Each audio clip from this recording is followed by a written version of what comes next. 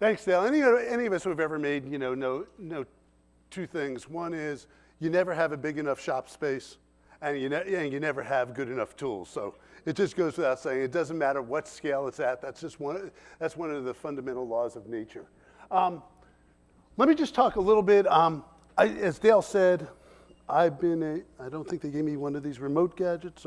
Okay, like Dale said, I've been a maker. I've either been making things for 30 years or making software for people who make things. And my passion is both. I both love the actual making of things, but I really love empowering people to make things themselves. It's how we tap into this vast network of people who make stuff.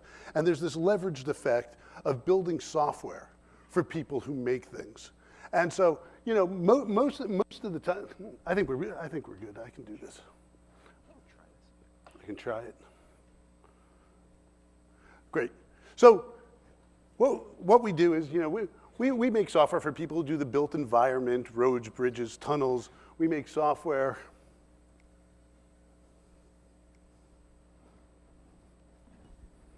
We're at a hardware conference. All of you could make these things, and yet we can't get it to work. Okay, make software for people who do video games and make movies, and of course for the products that are all around us. But what I wanted to talk about today is I want to talk about something we've been working on for the last 3 years, which is about building a new generation of design and engineering tools for people who make stuff. And it was real. We went back to the beginning and said, we looked at the world around us and said how dramatically the world is changing and said, we've got to imagine what the world of making looks like, what the world of manufacturing looks like, and what are those forces acting on it, and what do we need to do in order to build the tools for the next generation of stuff that needs to be made. So we looked and we said, well, the first thing is, of course, we need better design. Just a simple idea that if you look today, all the stuff that's made around us is generally it uses CAD software. Technology is fine, it's robust, it does great geometric expression, it's relatively fast and relatively reliable, but the technology that lives behind CAD is essentially 20 years old, maybe 25 years old, and very little has changed except the platforms on which we run it. So we said to ourselves, and yet, what CAD really does for many people is they just document the ideas. We're still not doing what CAD, computer-aided design, really set out to do, which is help us engineer better answers. It was help us come out with better things by the computer actually aiding you in doing this. So we looked and we said, okay, let's just look at tools. First of all, it's much broader than the thing that, that hard-bodied engine. Let's start at the beginning where people have ideas. So we wanted to make sure that we could capture the things that people were doing. We also looked and said, whole new generation of tools, but we want to understand how the things that people make perform. So we built a series of applications, apps that run on tablets and phones that allow people to do things like statics and dynamics and kinematics in easy to understand things. And what I love is not just being able to do this, was being able to use new capabilities. Go out, take a photograph of a bridge or a bicycle or a mechanism, and then overlay a free body diagram to understand how it works. So you take the capability of the new thing, combine it, and do it in an interactive way so we really understand what's going on. But what I really wanted to most talk about this morning is a new platform of products, a new generation of products. It's called Fusion 360, and what we went back and said is, what are people doing today? What are the problems they're having? And what do they need to do differently going forward? And so we looked and we said, first thing is, of course, the mechanical modeling that is common today throughout CAD applications, that just has to be done. Okay, you do mechanical modeling. But we also said one of the big problems is as people are doing more products, there's this need to combine industrial design with mechanical design, with electronics design, with software. That's what the products of the future look like. So here is just a simple video showing the combination of mechanical design integrated with industrial design. Nothing more frustrating than having two people go back and forth, loss of fidelity. The designer says, this is what I want. The engineer says, back and forth. Here's a way to do it so that the whole thing is in one environment and understood. But being able to do this, as I said, we don't want to document. We want to really begin to understand. So one of the things we said is, let's build a set of tools where you can really understand, put it together in mechanically appropriate ways, understand the kinematics of the device while you're doing it. That's the real idea. And what we looked at was, what we really want to be doing is building digital prototypes. You know, anyone who's ever built anything, if you knew at the beginning of a project what you know at the end, you would absolutely do something different. I guess that's the third law. We add that to bigger shops and better tools.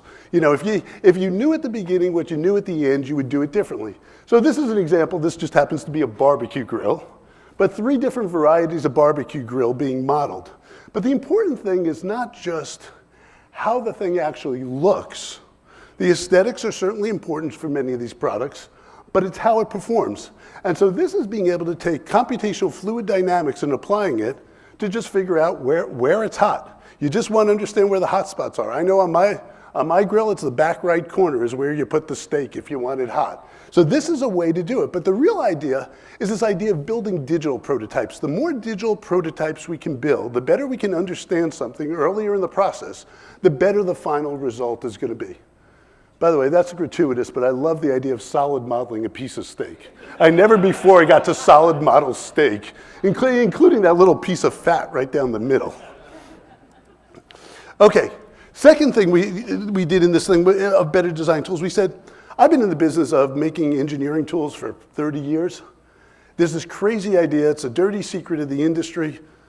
All the people who make tools somehow think that people will only use tools that come from one company. It's just not true. On many projects, people use 2 tools, 5 tools, 10 tools. And the one thing I would say, the forces that drive people to use multiple tools are way stronger than the ones that drive them to a homogeneous set of tools. So one of the things we did from the beginning is we just said, our tools are going to work with any of the other existing tools out there. And so if someone needs to do it in something else, they work with someone else who's more fluent or capable in those tools. It's just fine. It's not an idea that it has to work in a single set of tools. One of the things as we put this together, we recognize we could do, and the example just shows, taking a whole bunch of files, they come from a whole different bunch of sources, they're in different formats. The big deal was, put them on the cloud, they automatically get translated. So you have up-to-date translation happening on the cloud by just dropping. So drag and drop, there you go. Bring them in, regardless of format that they come in. You can not only view and manipulate, but you can also edit files that come from disparate sources. So you can aggregate them from different sources, you can edit them independent of the source of where they come from. So that was the first thing. The second thing was about the way we work together in teams. And every one of the projects, even our smallest projects, even this morning as I was talking to everybody, almost no one's doing a project by themselves. Here's my partner, here's my buddy, here's my co-founder, here's my friend, here's the expert I need to ask a question of. And so what struck us as really odd is that I know way more about my neighbor's kid's soccer game than I do about the project I'm working on. You know, there's this funny thing, I'm totally up to date on like where Dale is and what he thinks of what's on stage by looking at his tweets. I know about somebody's Facebook, but the thing we do every day, the projects, we don't have that same level. So what we did from the beginning is we built it so you have that same level of knowledge and activity about what's going on your project that you know in your personal life. Seems crazy you wouldn't know as much about your project as your personal life. There's the answer to that. Third thing, which is, I don't really need to say much in this audience about digital manufacturing and digital fabrication, although I think it's incredibly interesting in a million dimensions. One I would point out, or 2 things I'd point out here that I think are interesting. One is the lower right, which I think is one of the underestimated things, is what is going on nanoscale and biological fabrication, I think is one of the most interesting things going on. And the third one, just down here in the lower left, if you haven't seen it, YouTube video, that is a carbon fiber building assembled by robot.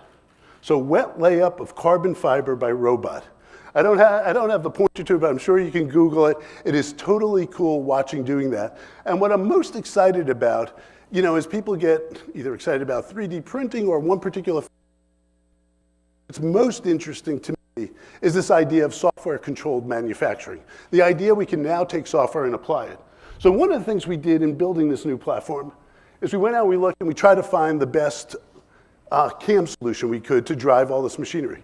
Now, it's particularly funny for me as the CEO of Autodesk to be up here with HSMWorks, the CAM solution for SolidWorks. But As a matter of fact, I've spent a lot of time over the last few months even using SolidWorks so I could use HSMWorks. We went and we found the best technology we could, that we thought this was the best CAM solution out there that ran the broadest variety of machines, and we took it and we continue to support it there on SolidWorks, which goes back to my point before about these heterogeneous environments. Our CAM tools will work on SolidWorks, our CAM tools will now work on Inventor, but most importantly what we did is we put it on Fusion so you can get that same kind of toolpath stuff, being able to generate toolpaths for any of the complex geometries out of this new environment. Just moving along. Fourth thing, many of you may have heard me talk about infinite computing, and basically the idea, more powerful, cheaper, ubiquitous, and we have the scalability of the cloud. And if you put that together, you say, okay, so what should we do in design? And what I would say is there's two things that you really need. One is you need that, but you also need a new mindset. And the mindset that's required is from this idea that computing is scarce and precious to one that is abundant, virtually free. And how would you go about solving engineering problems if you had the tools to do that? If you make that assumption, you make that leap that says, computing is free and I have all of it in the world I want, how would I engineer things differently?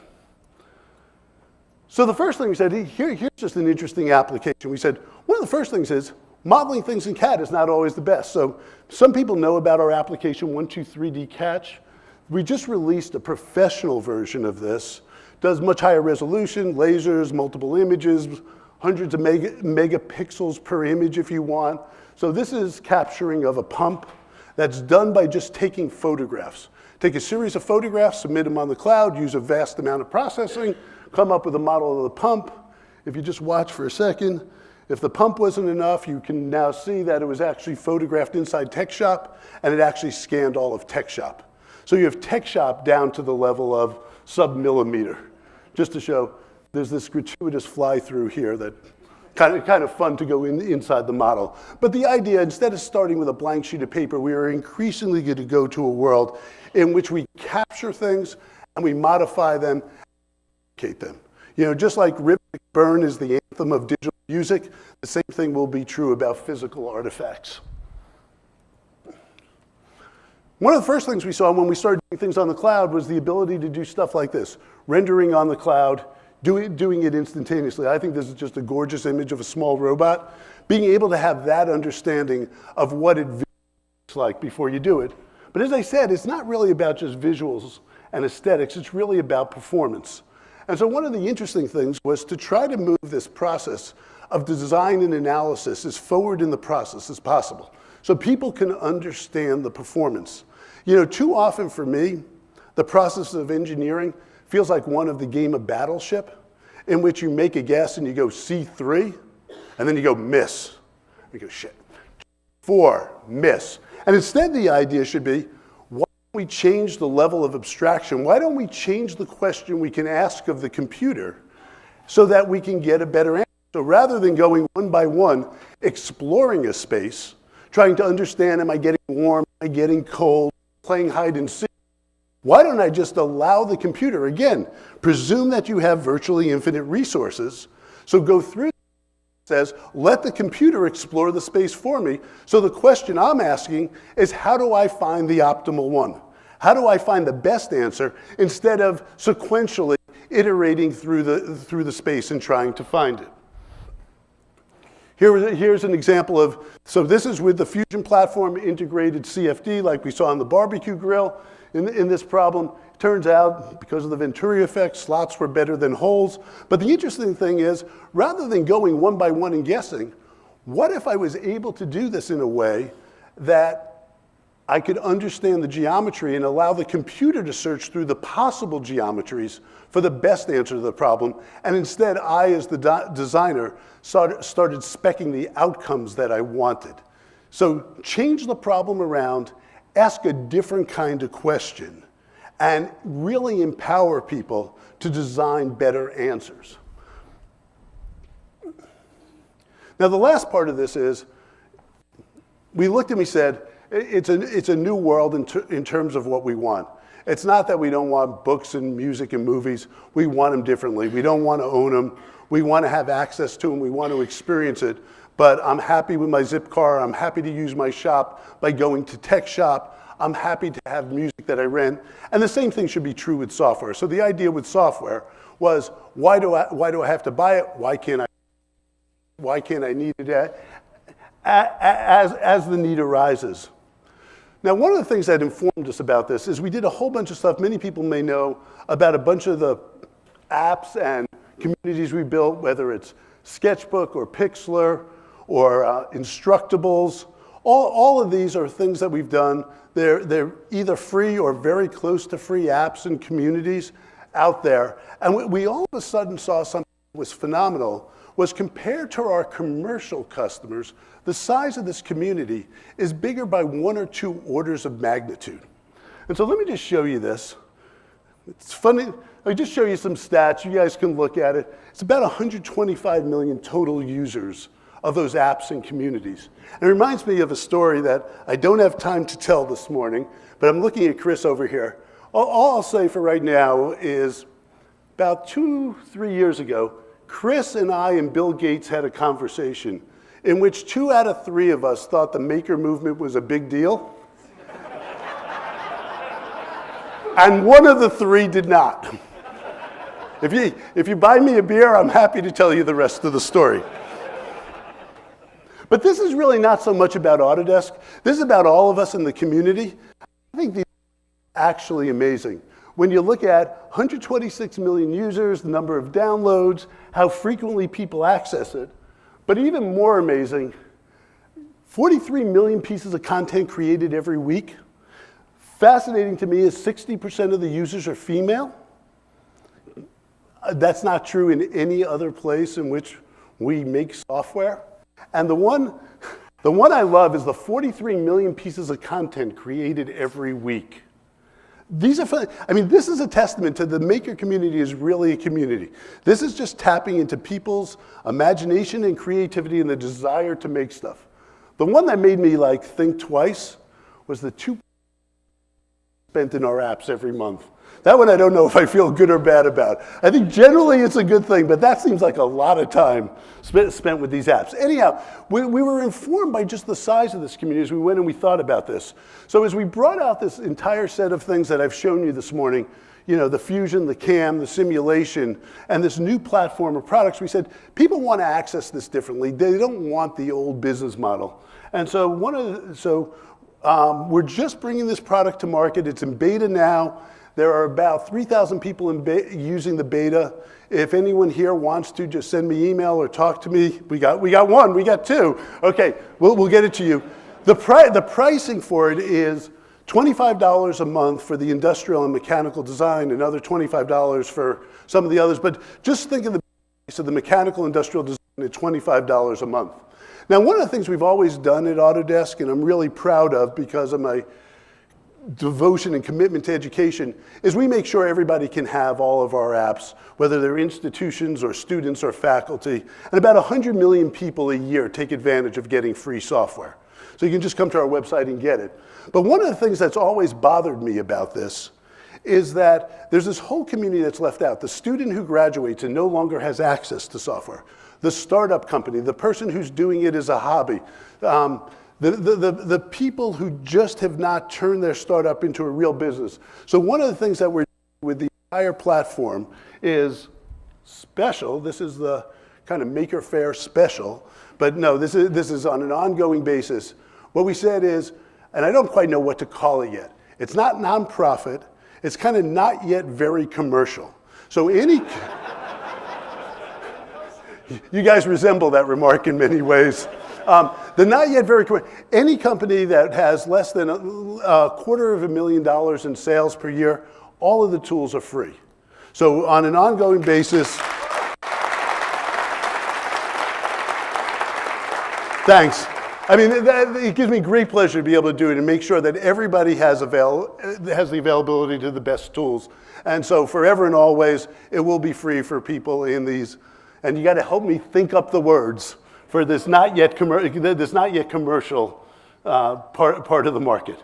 Okay, one gratuitous thing because I'm getting the boot. So in thinking about this, I was trying to show off yesterday in putting this talk together.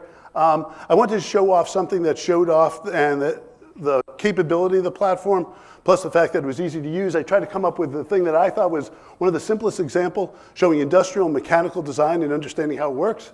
So I looked at one of my C-clamps over there.